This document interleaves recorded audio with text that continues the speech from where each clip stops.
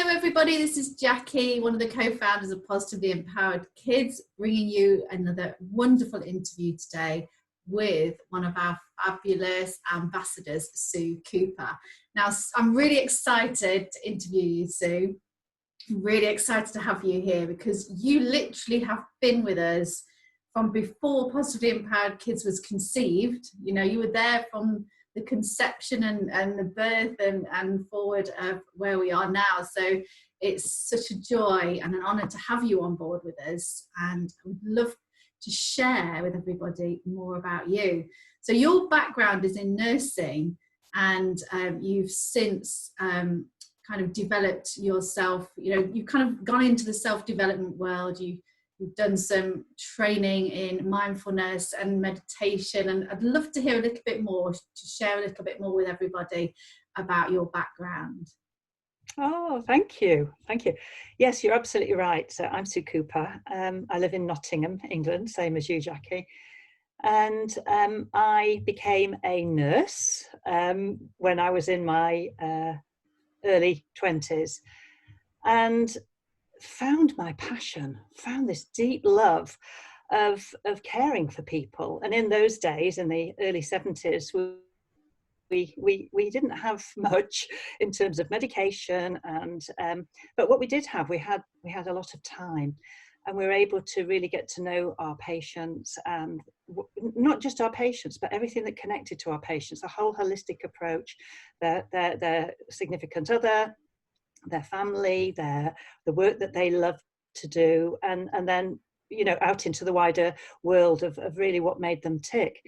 And within that, I believe that many found healing, because we didn't have the cure. We had some antibiotics and some bits and pieces, but most of it was about time. And then as health moved forward in such a marvelous way, and we developed technology and systems, and so that was all wonderful. But I often thought along the way, and I was a registered nurse for 45 years, that at the heart of nursing, something was getting lost.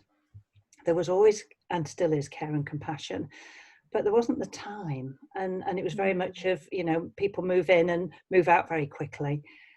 So I moved into education, health education. I moved into business. I had a couple of care homes where we were able to give really beautiful, loving care. And then I went through a period of ill health. I went through stress, overwhelm, trying to manage change and not being able to control change, which I now realise is it's not controlling it, it's flowing with it. And I became very, very ill, so much so that I was having panic attacks and not sleeping, and my lifestyle choices were not the most nourishing. And then the doctor, with great kindness, said, well, you need antidepressants. And I said, I'm not depressed, but I don't know what's wrong with me. And I then went on search to find my own healing, and travelled the world with my husband with a rucksack and each. And I wanted to really look deeply at healing throughout the world, indigenous healing particularly. And that's what we did for about 12 years. We kept coming home, seeing the kids, or they flew out to us, and it was cheap and cheerful. It was pretty basic most of the time, but it was living among the people who really had not lost their roots to nature. And then I'd found meditation already, and I was able to meditate, went to India for a long time and Africa. And so I was able to do that along the way and meet other great teachers. And then I realized that Deepak Chopra was calling me, or I was calling him. I thought, I need to find this man. Everywhere I went, I kept picking a book of his up. It's like, oh, crikey, what is all this about?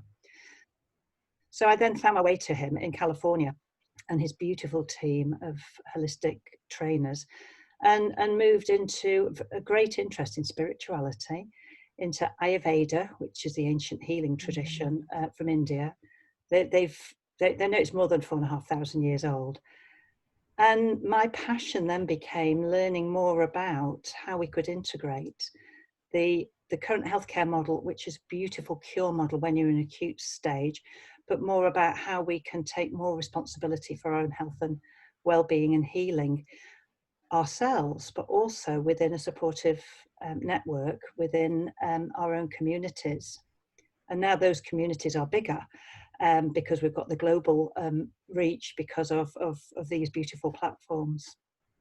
So what I've realised, it only dawned on me last year, was I've actually morphed into the person that I was looking for when I was really unwell, because I didn't know who I was looking for, what I was looking for. I just knew that I couldn't stay where I was because I was sinking into oblivion. And so my aim now is it's my legacy. I see a legacy without ego, and it's to be a good ancestor, to bring the ancient healing wisdoms, the natural healing wisdoms, to those who are alive and those yet to be born. Is the essence of looking at the present moment, but also reaching out to the future of, the ancients talk about 7 generations. And it feels really important to put some foundation in place where we can find each other in these beautiful, safe, supportive environments at all stages of our life, through education, through health, through restorative justice, through conscious parenting, exactly where you've been. And we've all been this weekend.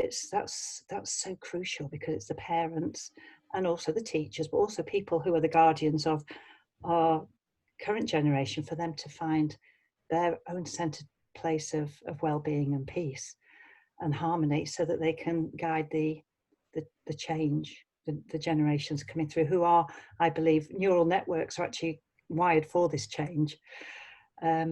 So probably a little longer introduction. But No, it's very, very beautiful. It's so good to hear.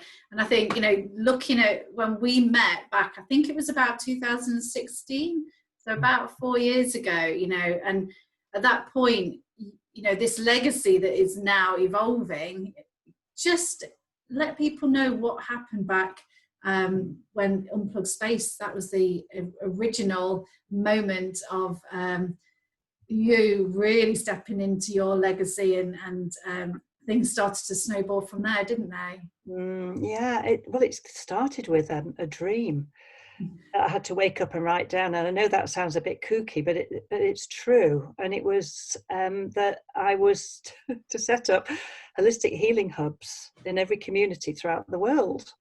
And there was a lot more to it, but I wrote all this down, went back to sleep, and I thought, oh goodness me, what does all this mean? But it was like a fire, a candle that was lit within me. It's like, but how do I do this? So I was guided to bring together about 9 people who are all holistic practitioners from science, from spirituality, and healers, and to see what we could do about this, about bringing meditation and mindfulness locally, but also the wider holistic model, so people can be empowered. And within this, what we gathered, there were 3 of us who said, do you know what, we have the time and the skills and the energy to take this forward. And the other said, we'd love to support you, but we can't give our full commitment to this. So I'd love to name these beautiful people. Kat Chu, who had tiger bow, and she's 3rd generation Chinese doctor. Sunita Pasay, who has a company called Tridosha, Ayurveda, and is 3rd generation Ayurvedic. Her grandfather's an Ayurvedic doctor. So they both learned this at the feet of their ancestors, and myself. And it came through that this was to be called Unplugged Space. It's about finding space where we could unplug from the day to day. And Kat said that she thought that the way that people would find more about what we were doing is to have a mass meditation event. What do you think? I went, that's a great idea. Having no idea what that meant. And so I give due regard to the 3 of us and many, many more people who all volunteered their time, their energy, their expertise to putting on an event in the centre of Nottingham in 2017, in May 2017, which we called Unplugged Space, Think Knots, and about unknotting the thinking process. And we had about 700 people come to sit on the market square floor on a Saturday afternoon in May. And about 4,500 people came through because we had holistic marquees throughout the market square. And people, there was nothing to buy, but people met each other. You were there, Jackie. It was incredible day. And just, you know, one of those, I had as one of the stalls, but just the essence and the feel of that day was so powerful. Just the community feel, people coming together, it was just the most incredible feeling. And we went down to a coffee shop at one point to get a drink, and to say that this was after the amazing meditation, to say it hit people, he kind of was just something shift, I don't know, he felt something, and he gifted us the coffees there, because he just felt something. It was just a very bizarre experience, but wonderful. Well, that's, and you're right, that was at the heart of it. It was about co-creating compassionate communities, and that's an expression of that, isn't it? Absolutely. That when you feel the shift, and this is the experience. We can talk forever about this stuff, and we can read books forever, but at the heart of it, and those are really important, but at the heart of it, it's the experience of feeling the feeling of what it actually feels like to be seen, to be safe, supported, secure.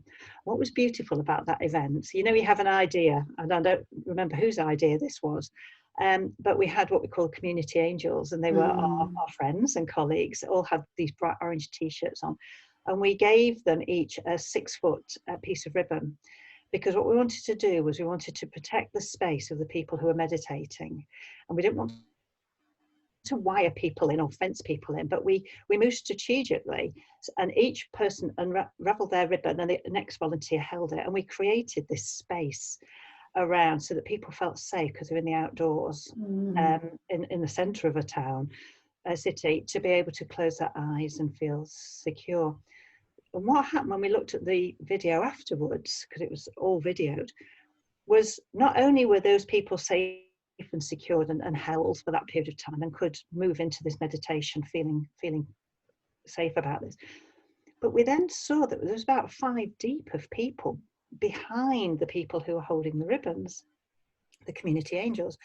And then it turns out that a couple of people like you went into shops afterwards, and they said, what happened?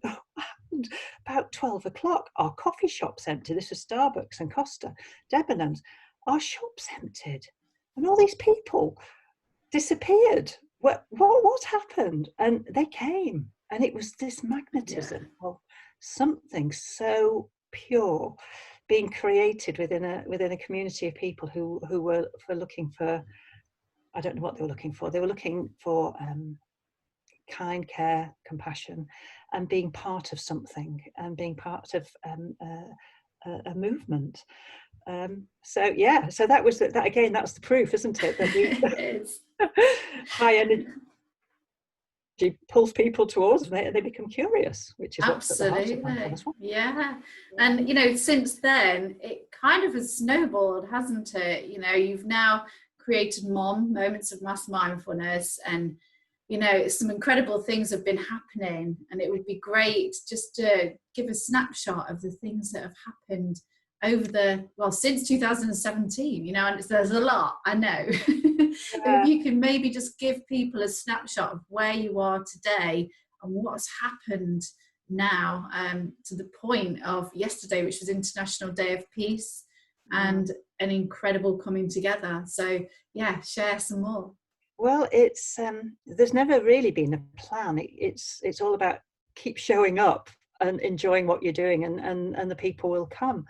And so the significant milestones, I believe, was when HeartMath, who are based in the UK, Gavin Andrews, who's the managing director, and in the US, the HeartMath Institute, and the Global Coherence Initiative, Roland McCratey and Howard Martin, became involved, but they were very interested in the mass meditation movement, along with the science of the work that they do, which is based on heart coherence, settling the nervous system and the heart, and then moving into a centered place of peace. So they were looking to explore that further. So we came into a beautiful heart-based collaboration, and that was throughout 2000 and last year, 2019. And Howard Martin and I shared a stage in London and for Peace Day last year. And then really not expecting anything, just flowing with it, looking to develop something called MOMM in Community, where, very similar to your network, where there is a base of people who are trained or who have this massive passion for community and helping people find their way to other people in those communities, and also providing resources that are sound and that are robust. So with that, I started to meet quite a few more people, and a beautiful lady approached me only a matter of, I don't know, about 3 months ago, Katie Mottram, who has a connection at Gorton Monastery, as I do, and they were looking for this Co-Creating Europe Caravan of Unity, 21 days of peace and unity, and would MOMM, myself and run a 21-day meditation event leading up to the World Peace Day. Absolutely, sure. I don't know what that means, but let's do it. So I realised that I always realise this isn't about me and MOMM, it's about everybody. It's, you know, MOMM is an idea, it's an expression of nurturing care. So I approached some friends, some colleagues, some people, friends of friends who were who've trained with Deepak Chopra and Sarah McLean and many others, Heart Math. Would they consider being a MOMM ambassador and running a meditation for half an hour every evening? And I'll do one in the middle and I'll do the last one. But in the meantime, people need to be able to find other people. And giving that backdrop of authenticity, that, you know, these wonderful teachers are there, and they were able to share their websites and, you know, their emails so people could find them and experience their unique gifts. So yesterday, on World Peace Day, my goodness, the momentum built and built and built and built. And from this, something so wonderful is happening in terms of heart-based connections, because we need really now, my network, your network, other networks throughout the world to really come together. And I know that there's a lot happening in the next few months, but my next MOMM, the major MOMM, the global MOMM, which will be the fourth year of it, fourth year, is the 9th of, is it the 5th? Yeah, the 9th, the 9th of May, the 9th of May 2021, which is a Sunday, and that's going to be the global MOMM. I'm in discussion with quite a few people at the moment as collaboration, and I trust that Jackie and Claire and the Conscious Parenting Network and the Self-Empowered Network will join in too. And interestingly, it's Mother's Day throughout the whole world except in the UK and Ireland, so it's Mom Day, and that it has been each year. I had no idea because we're connected to Easter, but it then really anchors this sense of the feminine. And I'm not talking gender here. You know, those heart-based essences, which balance with the masculine, and we have both. And we move more into the heart and into care and compassion. But whilst we still need the power and possessions and all the material stuff, but it's bringing this into beautiful balance. So may I invite everybody who's on this call to save the date, because it's definitely happening, and it will be anchored at the monastery, Gorton Monastery in Manchester. Hopefully, beautiful place. Yes, and the video, which I hope I can share, or we can put it within this, which is Gorton Monastery, is a beautiful place of significant healing. And if we can anchor it there, well, we will anchor it there, hopefully in the physical, but certainly in the virtual. So yeah, watch this space. I don't know what's happening. I just know it's fab. Yeah, it's just an incredible journey to watch it unfold, and there is a lot of synergy, you know, with what you're saying and what we're trying to achieve. And I think the essence is bringing people back to connect with themselves, so that they can then radiate that out to relationships, to the world, to make a bigger difference. And it's all connected with peace, isn't it? Peace, happiness and harmony that we're trying to achieve personally and for everybody around us, because that, that's the best state we can possibly be. It's our natural state, and it's trying to come back to that. Something I'm very passionate about. How can people reach you, Sue, if people want to explore more and connect and know about next year, or maybe offer to be part of it or whatever? How can people reach you? I do hope people will consider taking action now, particularly in this time of change. And how do we stay empowered ourselves and our families? And we are moving into some very uncertain times. We've had the first wave, the second wave's coming. And how can we stay centered? And we do this through these networks. So my email address is sue@selfcareworld.org. The website is mommworld, MOMM world, all one word, .org. And I'm becoming very active on Facebook on the Mom. You laugh, don't you? Because I've had this total aversion to social media. But it's like, step up, dear. Be courageous. You can do it. And that's Moments of Mass Mindfulness, isn't it, on Facebook? You can just search that. Yes. Yeah. So I would just love for people to get in touch, because this is what it's about now. How we can join our networks together. In this country, in these local locations, or globally, every community counts. And where I've always thought community is my neighbourhood, well, that's not the case anymore.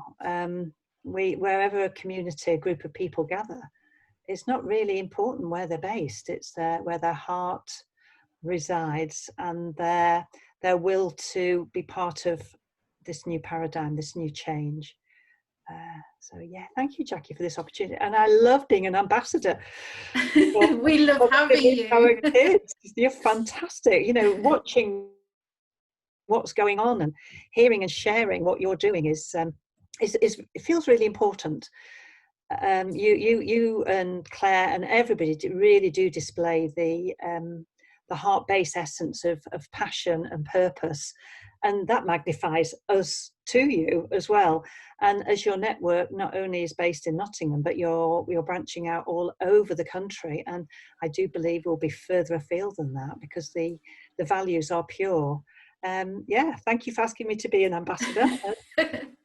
Oh, we genuinely feel honoured and humbled to have you on board, because like I say, you have been here from day one, and it's so beautiful to be on that journey with you, and to watch Mom evolve and positively empowered kids evolve. It's quite incredible to be part of this. And so yeah, thank you. It's amazing. Thank you for your time today, and we shall speak soon. Yes, thanks, Jackie, and thanks everybody. Keep doing what we're doing, everybody in action. Thank you. Bye. Bye.